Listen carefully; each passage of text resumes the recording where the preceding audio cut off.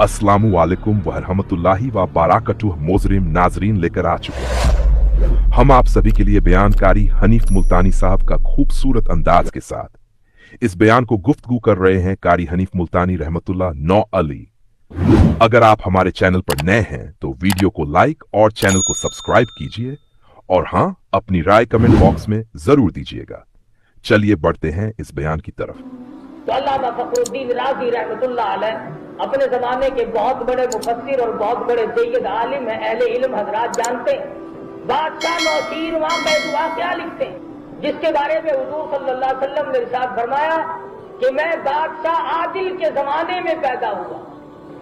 नौशीर अपने मुलाजिमीन के साथ साथ जंगल को निकल गया। शिकार के इरादे से, ये सफर के इरादे से, जंगल बहुत तूलो तवील था, साथियों से बिछड़ गया और जब साथियों से अलग हुआ तो धूप और भूख और प्यास ने परेशान कर दिया। बड़ी मुश्किल से सफर करता करता एक बाग में जा निकला जो अनारों का बाग था।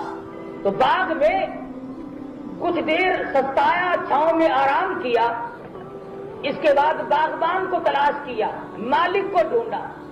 बादशाह होकर ये ना सोचा कि मैं यूं ही खाना क्यों ना शुरू कर दूं, जानता था कि ना मालूम इसका मालिक कौन है। जब मालिक को तलाश किया तो एक नौजवान लड़का मिला। उसको कहा कि मैं मुसाफिर हूं, मुझे प्यास बड़ी लगी है। उसने कहा अच्छा। वो एक अनार तोड़ के लाया और उसने उसके सामने अनार के दाने को निचोड़ना शुरू किया। अरक निकाला तो गिलास भर गया एक अनार से। और जब बादशाह ने पिया तो बड़ा लजीज और बड़ा जायकेदार और बड़ा ही मीठा और बहुत ही खुश जायका। तो गिलास पीते ही बादशाह के दिल में ये बात आई कि हमारे महल में, हमारे घर में तो ऐसे अनार कभी भी नहीं आए। ये देहात के रहने वाले ऐसे ऐसे अनार खाते हैं। ये बाग तो हमें छीन लेना चाहिए, हमें इस बाग को कौमी मिल्कियत में ले लेना चाहिए। नाम कौमी मिल्कियत का होगा, खाएंगे हमारे। कौम को कौन देता? अगर कौम को कुछ मिलता तो मुल्क का ये हाल होता जो आज मशरिक से मगरिब तक बना हुआ है। और फिर कहते हैं कि आवाम हमारी साथ है। तो ये जितने मार खा रहे हैं ये सारे खवास हैं, ये सारे खवास हैं। बस आवाम तुम हो जो सरकार की दुम हाथ में पकड़े हुए है। जो गवर्नमेंट का मुलाजिम है वो आवाम है और ये 6-7 करोड़ की आबादी सारे के सारे खवास हैं। बादशाह के दिल में ये बात आई कि मैं इस बाग को गस्ब कर लूंगा। ऐसे अच्छे अच्छे अनार खाते हैं ये लोग। कुछ देर बैठा, यानी एहसान का बदला देखिए। उसने खिदमत की, पानी के बजाय अनार का पानी निकाल कर, रस निकाल के पिलाया। और अंदर से क्या शुक्रिया निकलाया। वो पानी भी पिला सकता था।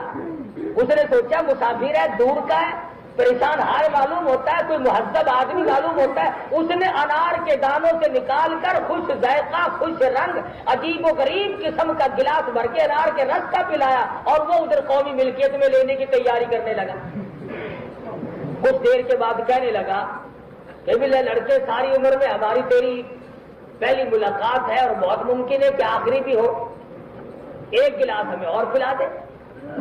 उस लड़के ने जहां से वो पहला अनार तोड़ा था उसी शाख से, उसी टहनी से एक और अनार का दाना तोड़ा और उसी के सामने निचोड़ा। तो गिलास तो क्या भरना था, चौथाई भी ना भरा, चौथाई गिलास ना भरा। और जब पी के देखा तो लज्जत भी खत्म, जायका भी खत्म, मिठास भी खत्म, तमाम चीजें बर्बाद हो। बादशाह कहने लगा, रे नौजवान ठगी शुरू कर दी। पहला अनार और पेड़ का था, ये अनार और पेड़ से तोड़ के लाए हो।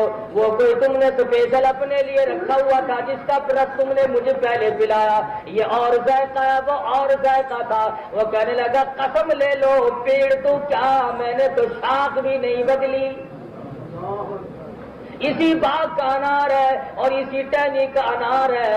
ये जायका क्यों खत्म हो गया, फिर ये खुशबू क्यों बर्बाद हो गई, फिर ये लज्जत क्यों बर्बाद हो गई, फिर ये रस इतना थोड़ा क्यों निकला। उस वक्त भी एक अनार के दाने में से गिलास भर गया था, अब ये चौथाई गिलास भी पूर्ण नहीं हुआ। ये सारी चीजें कैसे खत्म हो गई। नौजवान लड़का मुस्कुरा करके कहने लगा, और तो मुझे पता नहीं, आलिमुल गैब खुदा की जात है, इतना मुझे मालूम होता ہے کہ اس ملک کے بادشاہ نے ظلم کا ارادہ کر لیا ہے. ارے نوجوان پھر کیا ہوا؟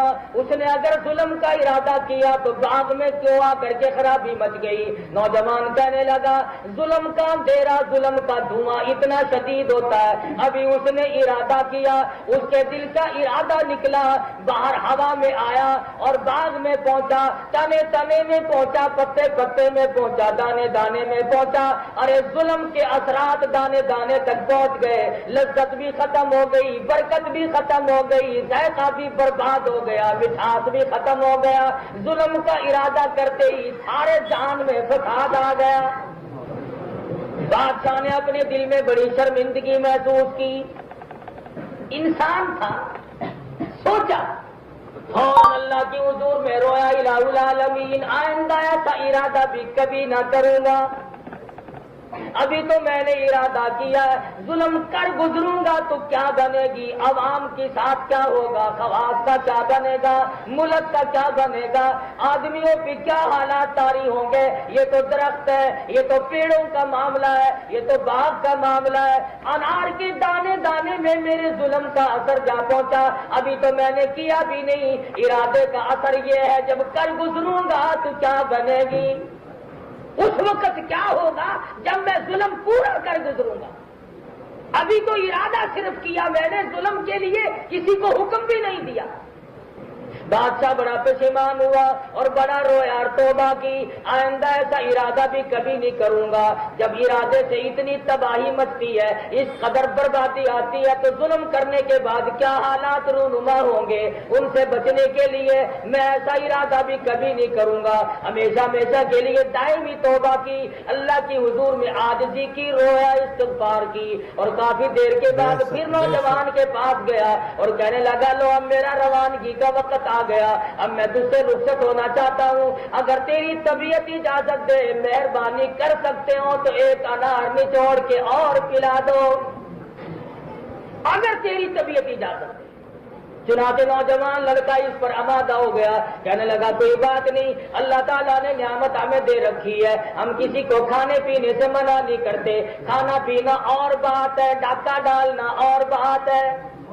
کھا پی جتنا مرضی لے، لیکن یہ نہ سوچے کہ سارا ہی لے لینا. نوجوان اسی کے پاس آیا اور اسی شاخ سے ایک انار توڑ کے لایا اور اس کے سامنے بیٹھ کر کے بسم اللہ پڑھ کر کے انار کا دانہ کا رس نکالنا شروع کر دیا. پہلے انار میں گلاس بھر گیا تھا، دوسرے انار میں چوتھائی بھرا تھا. اب انار جو توڑ کے لایا، گلاس بھر کر کے بھی ابھی انار کے دانے باقی ہیں کہ گلاس رس میں پورا ہو گیا. گلاس پورا بھر گیا پانی کا. لذت بھی عجیب و غریب قسم کی، خوشبو بھی، رنگت بھی، ساری چیزیں اور آئی. اور دوسرے سے اچھا تو ہونا ہی تھا، اس پہلے سے بھی اچھا. جب بادشاہ نے پیا تو کہنے لگا رے نوجوان، یہ کوئی خاص پیڑ تم نے رکھا ہوا ہے، یہ کوئی تم نے خاص پیڑ اپنے لیے رکھا ہوا ہے. وہ کہنے لگا مجھ سے قسم لے لو، میں نے باغ تو کیا، پیڑ تو کیا، درخت تو کیا، میں نے تو ٹہنی اور شاخ بھی نہیں تبدیل کی، اسی شاخ سے لایا ہوں جس سے پہلے لایا تھا. تینوں انار ایک جگہ کے ہیں.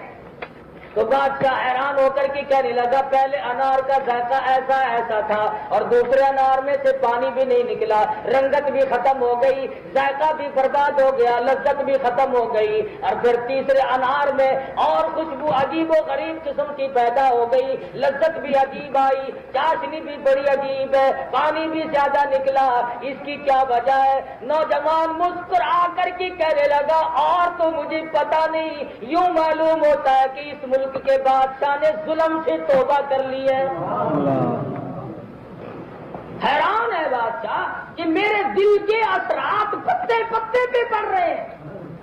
اب میں نے توبہ کی تو وہ اثرات پتے پتے میں پہنچے، دانے دانے میں پہنچے، پیڑ پیڑ میں پہنچے اور باغ کے اندر سے پھیلتے ہوئے پورے جنگلات اور پورے ملک میں پھیلے. تو بادشاہ نے توبہ کی کہ میں آئندہ کبھی بھی کسی کی چیز لینے کا ارادہ تک بھی نہیں کروں گا. تو تفسیر کبیر میں علامہ فخرالدین رازی رحمۃ اللہ علیہ نے لکھا ہے کہ جب نیت کرنے سے، جب ارادہ کرنے سے بربادی یوں آتی ہے، اور جو کر گزرے اور جو کر رہے ہو ان کے یہاں برکت کہاں سے آئے گی، ان کے یہاں خیر کہاں سے آئے گی، ان کے یہاں اطمینان کہاں سے آئے گا، ان کے یہاں امن کہاں سے آ جائے گا۔ یہ الگ بات ہے کہ ایک آدمی نہتا ہو اور ایک آدمی کچھ لیے کھڑا ہو، لیکن اس کو امن نہیں کہتے۔ یہ بھول ہے کہ کوئی آدمی یہ کہے کہ صاحب میری حفاظت تو فلاں پارٹی کر لے گی۔ کسی کی حفاظت خدا کے سوا کوئی نہیں کر سکتا۔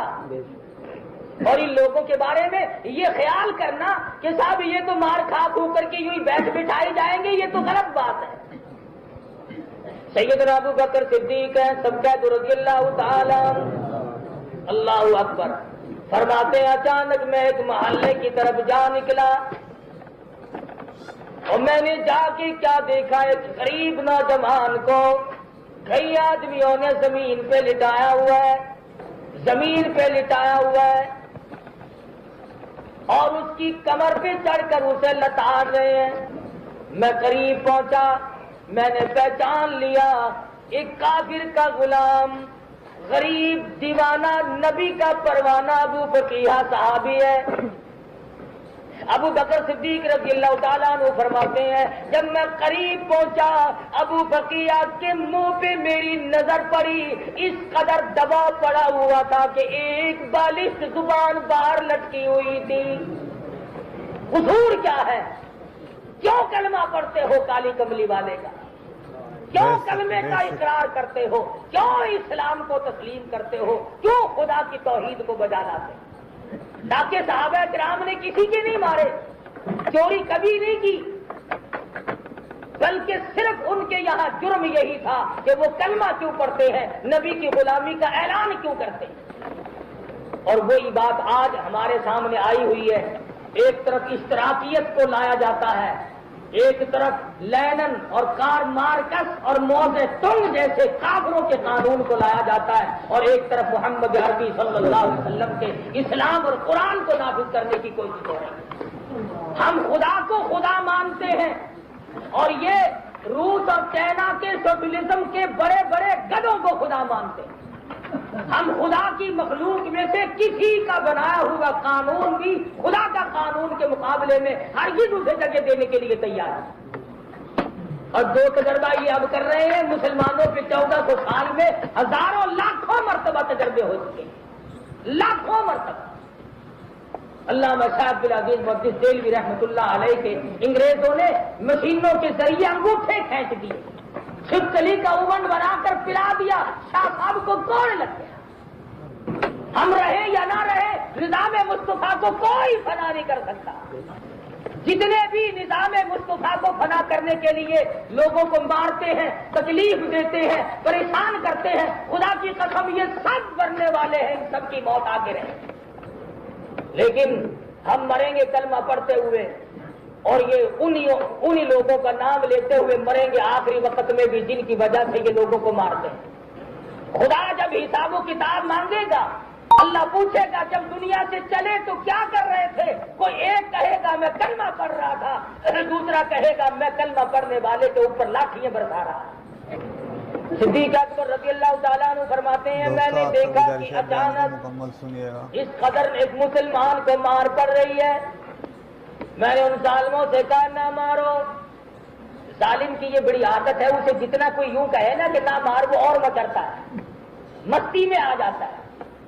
اب جتنے بھی علماء، صلحاء، بزرگان دین، اللہ والے، سمجھدار، حاجی، نمازی، غازی، سب یہ بتلا رہے ہیں کہ پرامن تحریک ہے، پرامن مطالبات ہیں، لیکن جان بوجھ کر جتنا منع کرتے ہیں اتنے ہی اس میں رفڑ بازی بھی جاتے ہیں۔ میں یہ سمجھنے سے قاصر ہوں کہ اسلام آنے میں اور نظام مصطفیٰ کے نافذ ہونے میں انہیں کیا تکلیف ہے؟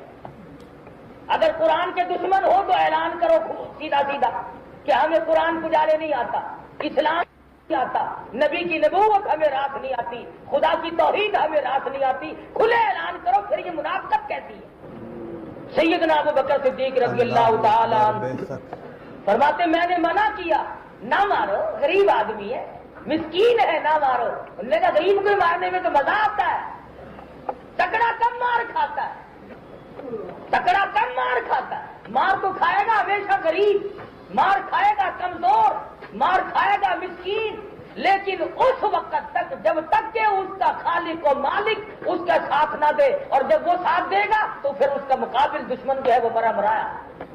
سیدنا ابوبکر صدیق رضی اللہ تعالیٰ عنہ فرماتے میں نے تو منع کیا کہ نہ مارو, غریب ہے. وہ اور مستی میں آ گئے.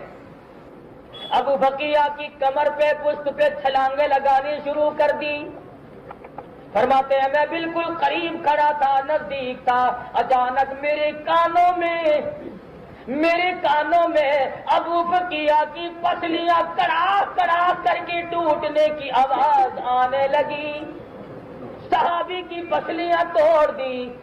جرم کیا ہے؟ کلمہ کیوں پڑھتا ہے؟ امام الانبیاء کی غلامی کیوں اختیار کی ہے؟ کالی کملی والے کا غلام کیوں بنا؟ قرآن پر ایمان کیوں لایا؟ اللہ کی توحید پہ ایمان کیوں لایا؟ انہوں نے بھی یہ اتہامی الزام نہیں دیا کہ ہماری چوری کی ہے, ہمارا کوئی نقصان کیا ہے. ابو بکر نے پوچھا لوگوں کیوں مارتے ہو؟ کہنے لگے جب تک یہ کلمے کا انکار نہ کرے اسی طرح سے مار کھانی پڑے گی. ابو بکر صدیق رضی اللہ تعالیٰ عنہ فرماتے ہیں میں دیکھ نہ سکا, میں سہ نہ سکا. میں نے اسی وقت انہیں کہا نیچے اتر جاؤ, ظالمو تمہارا غلام ہے, سودا کر لو میں خرید لوں گا. کہنے لگے ہاں یہ بات ممکن ہے کہ ہو جائے, لیکن یوں ہی چھوڑ دینا, دو راستوں کے سوا تیسرا کوئی نہیں, یا تو یہ جان سے مر جائے یا کلمے کا انکار کرے. بے شک. ابو بکر صدیق رضی اللہ تعالیٰ عنہ فرماتے ہیں کہ میں نے ان سے سودا کرنا شروع کیا تو بڑی مشکل سے سودے پہ آمادہ ہوئے اور کہنے لگے ہم ابو بکیہ کے بدلے میں 200 دینار لیں گے, 200 دینار کے بدلے میں ہم اسے بیچ سکتے ہیں. ابو بکر صدیق رضی اللہ تعالیٰ عنہ فرماتے ہیں اس وقت ہمارے لیے اتنی بڑی دولت تھی 200 دینار کہ ہاتھ نہیں آیا کرتے تھے. بڑی مشکل سے میں نے کہا چلو ابو بکیہ کو میں 200 دینار میں ہی خرید لیتا ہوں. کیوں؟ اس لیے قیامت میں اگر اللہ پاک نے مجھ سے یہ پوچھ لیا ابو بکر میرے ایک مسلمان بندے کی تیرے سامنے پٹائی ہوئی اور تم اسے کھڑے دیکھتے رہے تو میں اس کا کیا جواب دوں گا؟ میرے پاس اس وقت کیا جواب ہوگا؟ دن دولت اپنی جگہ پہ رہ جائیں گے. خدا بند عالم نے اگر اسی بندے کی وجہ سے مجھے پکڑ لیا تو میں ہمیشہ ہمیشہ کے لیے مارا جاؤں گا. ابو بکر صدیق رضی اللہ تعالیٰ عنہ نے خرید لیا, ظالموں کے نیچے سے نکال لیا, انہیں پیسے ادا کر دیے اور ابو بکر صدیق نے نیچے سے نکال کر زخموں کی مرہم پٹی کی اور کپڑے جھاڑے اور جلدی سی ٹھنڈا پانی کا پیالہ لا کر ابو بکیہ کو پیش کر دیا.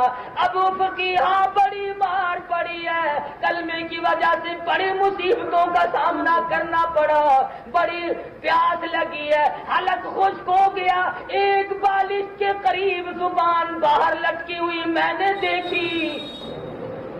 ظالم نے اپنے ظلم کی انتہا کر دی. پر ابو بکیہ تو نے بھی اپنے عشق کی انتہا کر دی. وہ کہنے لگا ابو بکر تیرے احسان کا بدلہ خدا دے گا, میں کیا بدلہ دے سکتا ہوں؟ میں غریب ہوں, میں نادار ہوں, میں مسکین ہوں, میں مفلس ہوں, میں فقیر ہوں, میں کیا بدلہ دے سکتا ہوں؟ میرا پروردگار تجھے اس نیکی کا بدلہ دے گا, پر پانی پینے کے لیے مجبور نہ کر, میں پانی پی نہیں سکتا.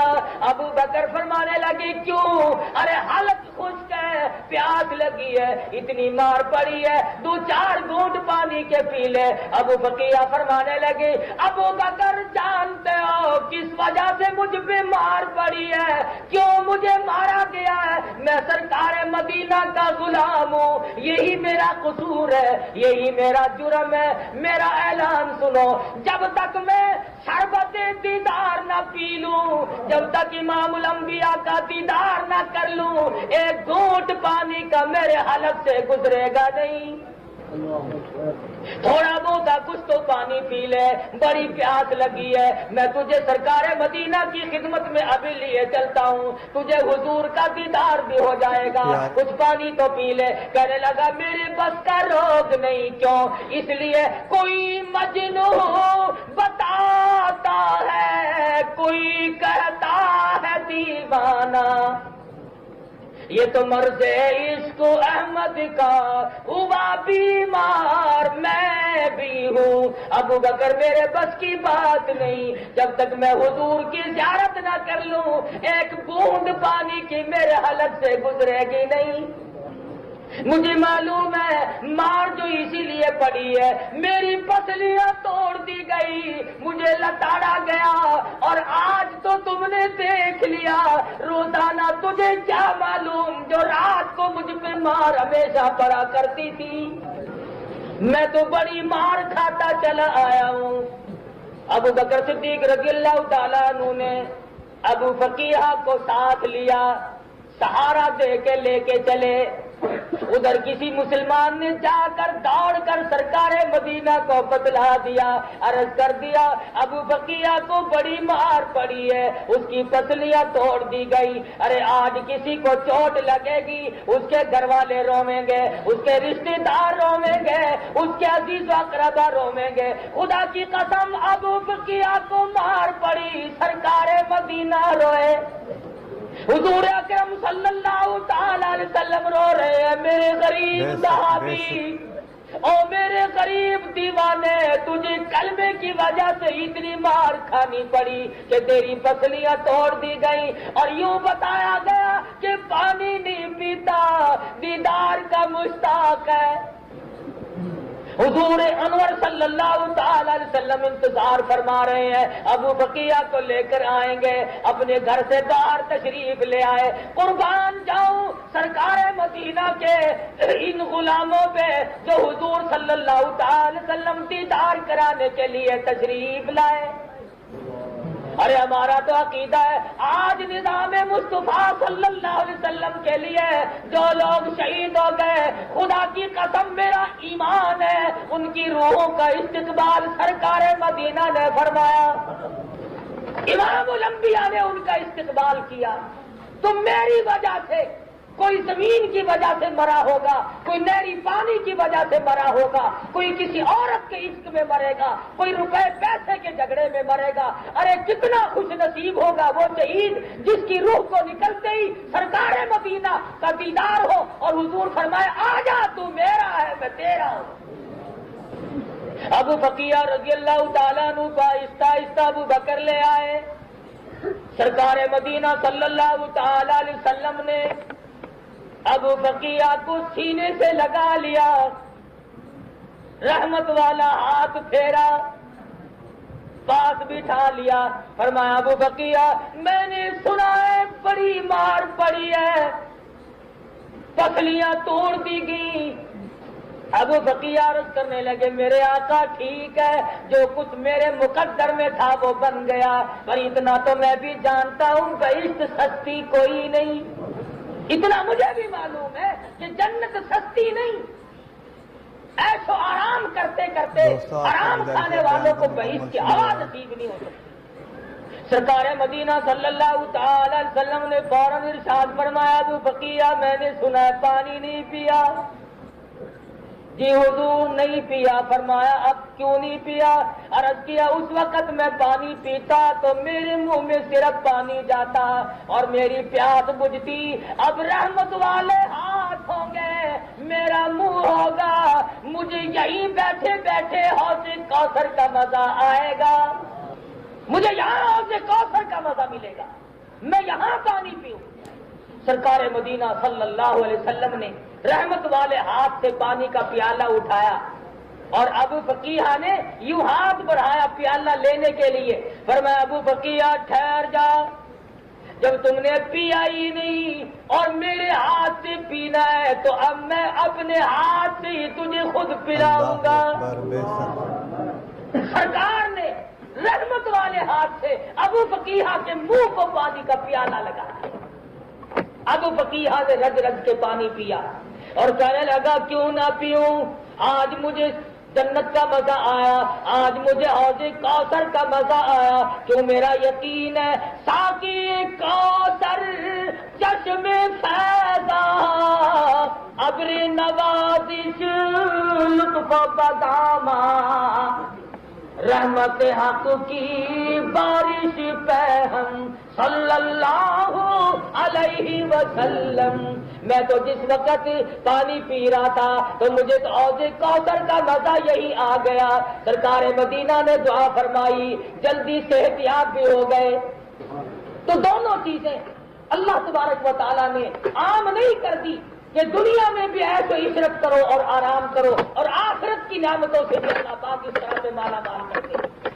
मुसलमानों घबराओ ना, हमारा मकसद माल इकट्ठा करना नहीं, हमारा मतलब दौलत हासिल करना नहीं, हमारा मतलब बंगले बनाना नहीं, हमारा मकसद कोठियां बनाना नहीं, हमारा मकसद कारें हासिल करना नहीं। हमारा मकसद है ये है कि इस जिंदगी में, इस गुनाहगार जिंदगी में हम निज़ाम मुस्तफा सल्लल्लाहु अलैहि वसल्लम का यहाँ पे निफाज देखें, और ये मुल्क तब बचेगा जब सरकार मदीना का दीन यहाँ पे नाफिज होगा। अब बात आगे निकल गई, वो जमाना गुजर गया कि जब लोग अपनी मनमानी करके यहाँ पे गुजारा कर लिया करते थे। अब ये खवास की बात नहीं रही, अब ये आवाम की बात हो गई है। अब नखेड़े हो रहे हैं कौन खुदा का बंदा है और कौन भुट्टो का बंदा है। जो खुदा का बंदा है वो निजाम मुस्तफा के लिए तन मन धन की बाजी लगाकर कोशिश करेगा, इत्मीनान हासिल करेगा, उसको मरने में भी फायदा, उसको जीने में भी फायदा। और जो भुट्टो का बंदा है उसको जीने में भी घाटा, उसको मरने में भी घाटा। और ये बात हम हमेशा कहते हैं, और ना हमारे मकसद में ये शामिल है कि किसी को मारो या किसी के तोड़ फोड़ करो या कोई आग लगाओ। हम आपको भी मना करते हैं, आवाम को भी मना करते हैं। और इन जालिमों को किसने कहा कि निहत्ते शहरियों पे डंडे बरसाओ, उन्हें इकट्ठे करो और नरगे में लो और मारो। तुम्हारी बहादुरी भी देख ली जाएगी, वक्त सारा बीत तो नहीं गया। अभी तो इंदिरा गई है, मरारजी देसाई तो अब आया है। सबकी बहादुरी के राज खुल जाएंगे, थोड़े से ठहरो। अपनों को मारना कोई कमाल नहीं। तेरे बच्चे को ठोकर लग जाए तो बाप का कलेजा इकट्ठा हो जाए, और दूसरों के बच्चों को इकट्ठा करके यूं बेताजा मारा जाता है। शर्म नहीं आती, गैरत नहीं आती। मुसलमान ऐसा नहीं कर सकता, मेरा ईमान, सुभान अल्लाह, मुसलमान ऐसा कतल नहीं कर सकता। मुजाहिरीन मुजाहरा करते हैं, मुतालबा करते हैं, चंद नारे लगा लेते। तुम्हें नारों की भी, अरे तुम मुल्क का करोड़ों पी गए, तुमने लोगों के लहू पी लिए। इन कारों में हमारा लहू जलता है जिनमें तुम दौड़े दौड़े पीते, अरे हमारे नारे भी नहीं सुन सकते। इसलिए इस मुल्क को बचाओ, इसको बर्बाद ना करो इस तरह से। मुल्क हमारा भी है, तुम्हारा भी है, न तुम कहीं भाग के जा सकते हो, ना हमने कहीं भाग के जाना है। और असल दर्द तो हमें है, मुल्क हमने बना, हमने इसके लिए कुर्बानियां दी हैं। हम वतन से बेवतन हुए, हमने कोठियां छोड़ी और खुदा की कसम 18 बरस तक घास की झोपड़ी में वक्त गुजारा। इसलिए खुदा के कहर से डरो, उसके अजाब से डरो। ये तुम्हारे पड़ोसी मुल्क ईरान में 1 महीने में 2 दफा ज़लज़ला आ चुका है। अगर यहाँ हलचल अगर यहाँ ज़लज़ले पे ज़लज़ला खुदा ने भेज दिया तो तुम भी, तुम्हारे बच्चे भी और तुम्हारी बेग में भी दब दब कर मरे, और हम भी साथ ही मरे, बचेगा कोई नहीं। इसलिए खुदा के कहर को दावत ना दो, खुदा के अजाब को दावत ना दो। खुदा के मुकाबले में तुम इसको लाते हो। कोई ऐसी बात हमारे सामने रखो, हमारा मुतालबा निज़ाम मुस्तफा का, तुम भी कोई बात रखो हमारे सामने ऐसी, तुम इसे लाते हो हमारे सामने। इसलिए मरना है आखिर, कब्रों में जाओगे, कुछ सोचो, कुछ संभलो और अपनों पर जुल्म ना करो। आपको भी कहूंगा, ये तुम्हारे दुश्मन नहीं है, दुश्मनी इनसे कराई जाती है। इनके दिमाग में बेचारों के ये बैठ गई कि हमें रोटी भुट्टू खिलाता है, जिस दिन भुट्टू मर गया बस उस दिन हमें रोटी नहीं मिलेगी। ये बात गलत है। ये पहले नहीं था जब भी रोटी खा रहे थे, नहीं रहेगा जब भी खाओगे, और इसने तो रहना ही नहीं। फिर अपने पेट का इंतजाम करो। फिर जो दुनिया में आया वो गया कि नहीं? आखिर भुट्टू की माँ भी मरी होगी, भुट्टू का बाप भी मरा होगा, इसका दादा परदादा भी मरा होगा, ये हमेशा कैसे रहेगा? پھر تم بھٹو کے ساتھ سارے قبر میں دفن ہو جاؤ گے، شرم والے ہو تو اسی دن سارے مر جانا۔ اس لیے یہ تو بات ایسی کوئی نہیں، سیدھی سادھی بات مسلمانی بات ہے۔ اگر کسی غیر ملک سے آئے ہیں یہ لوگ، پھر اور بات ہے۔ اللہ تبارک و تعالیٰ سے ہر وقت دعا بھی کرو۔ میں عورتوں سے بھی مردوں سے بھی کہوں گا، صبح و شام ہر وقت، اصل تو ہر وقت نہیں، صبح کی نماز کے بعد ہر مرد عورت جس کو آتی ہو سورۃ یاسین کی تلاوت کرے۔ میں نے پہلے بھی سنایا ہوگا، ہجرت کے واقعات میں اللہ پاک نے حضور صلی اللہ علیہ وسلم کو خود حکم دیا کہ میرے نبی سورۃ یاسین پڑھتے چلو اور چلتے چلو، یہ دشمن سے حفاظت کے لیے بہت بڑا ہتھیار ہے۔ سورۃ یاسین پڑھو اور ہر وقت آیت کریمہ کا ورد کرو، مرد عورت چھوٹے بڑے، ادھر ادھر کی باتیں کرنے کے بجائے اللہ کا نام زیادہ سے زیادہ لو، تاکہ یہ بلا، یہ ظلم، یہ ظالم ہمارے سر سے ٹلے۔ انشاءاللہ چلا، آپ لوگ اللہ کا نام جتنا لیں گے، اللہ کو یاد کریں گے، اللہ چلائے گا، ہمارے بس کی بات تو نہیں۔ اس لیے دعا بھی کرو، چھوٹے بچوں سے بھی ہر وقت دعا کراؤ، اور آپ خود بھی دعا کرو، اللہ پاک ہم سب کو اپنی امان میں رہنا کا جگہ عطا فرمائے۔ آخر دعوانا الحمدللہ رب العالمین۔ بسم اللہ الرحمن الرحیم۔ اللهم صل وسلم وبارك على سيدنا مولانا محمد النبي الأمي الهاشمي وعلى آله وأصحابه برة الكرام۔ ربنا ظلمنا أنفسنا وإن لم تغفر لنا وترحمنا لنكونن من الخاسرين۔ ربنا لا تجعلنا فتنة للقوم الظالمين ونجنا برحمتك من القوم الكافرين واعف عنا واغفر لنا وارحمنا۔ ایسے ہی اور بیانات کے لیے ہمارے YouTube چینل کو سبسکرائب کیجیے۔ اگر آپ کو اور کسی طرح کی مدد چاہیے تو بتائیے۔